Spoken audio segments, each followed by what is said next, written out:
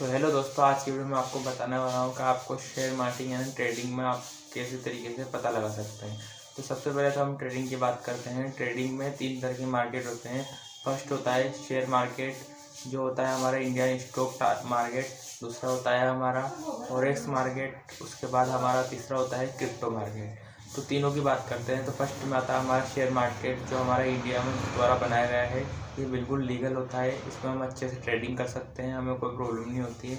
दूसरा होता है हमारा फॉरेक्स मार्केट, उसमें वो भी लीगल होता है, भारत के द्वारा उसमें कोई टैक्स भी लगाया जाता है, बाकी उसको इलीगल नहीं कहा गया है, तो हम उसमें भी ट्रेडिंग कर सकते हैं। और तीसरा होता है हमारा क्रिप्टो मार्केट, ये हमारे द्वारा सरकार के द्वारा टैक्स नहीं लगाया जाता है, तो ये इलीगल बन जाता है, तो मैं इसमें आपको ट्रेडिंग करने की सलाह नहीं दूंगा।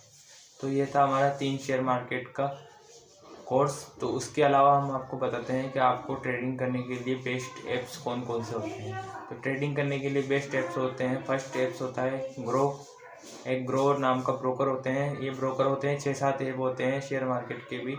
एक तो होता है ग्रो, एक होता है एंजल वन, उस तरीके से होता है डेल्टा, एक तरह का होता है अब स्टॉक्स। ऐसे बहुत सारे ब्रोकर होते हैं जिससे आप ट्रेडिंग कर सकते हैं। सभी में किसी में 1x का लेवरेज मिलता है, किसी में 10x का लेवरेज मिलता है, किसी में 100x का लेवरेज मिलता है। अगर आप इंडियन स्टॉक मार्केट में ट्रेडिंग करना चाहते हैं और तो आप कम से कम कितने पैसे लगा सकते हैं, आपको 100 रुपीज़ यानी 100 रुपीज़ पर रुपीज़ तो आपको उसमें निवेश करने होंगे, तभी आप उसमें ट्रेडिंग कर सकते हैं। ये तो होता है इंडियन ग्रो मार्केट यानी इंडियन शेयर मार्केट का ग्रो का ब्रोकर का सबसे मिनिमम रेंज। उसके अलावा आप जैसे अगर क्रिप्टो मार्केट में करते हैं या फिर उसके अलावा फॉरेक्स मार्केट में आप ट्रेडिंग करना चाहते हैं, तो उसमें आप जो एवरेज है वो 10x का लेवरेज ले सकते हैं। अगर आप 1000 रुपीज़ लगाते हैं तो उसकी जगह आप 1 लाख रुपीज़ तक का ट्रेड ले सकते हैं। ये उसका बेनिफिट होता है फॉरेक्स मार्केट का। ये चीज़ आप शेयर मार्केट में नहीं कर सकते हैं, आप ये चीज़ सिर्फ फॉरेक्स मार्केट में ही कर सकते हैं।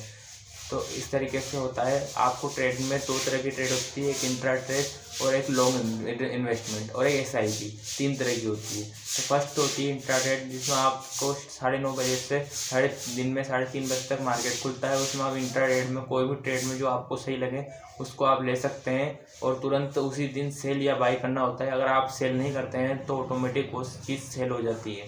तो आपको वो चीज़ ट्रेड खरीद लेनी है और उसके बाद आपको चेक करना है। अगर आपको प्रॉफिट लगता है तो आप उसे कंटिन्यू रखिए और अगर नहीं लगता है तो उसे सेल कर दीजिए। अगर आप पूरे दिन में 3:30 बजे तक उसको सेल नहीं करते हैं तो ऐप द्वारा ऑटोमेटिक सेल हो जाता है और आपकी GST 40 या 45% तक GST कटती है। उसके बाद आपको जो होता है वो आपका जो प्रॉफिट होता है या लॉस होता है वो आपको दिखा दिया जाता है। यह तो होती है इंट्राडे।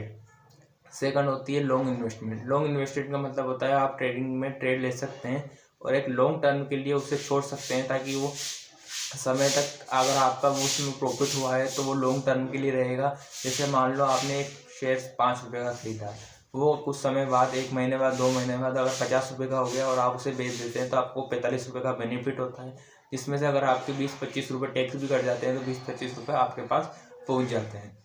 ये होता है लॉन्ग इन्वेस्टमेंट। एक होता है SIP से मतलब ये है कि ये सब चीज़ें ग्रो ऐप में होती है, तो मैं ग्रो ऐप की बता रहा हूँ आपको फर्स्ट में।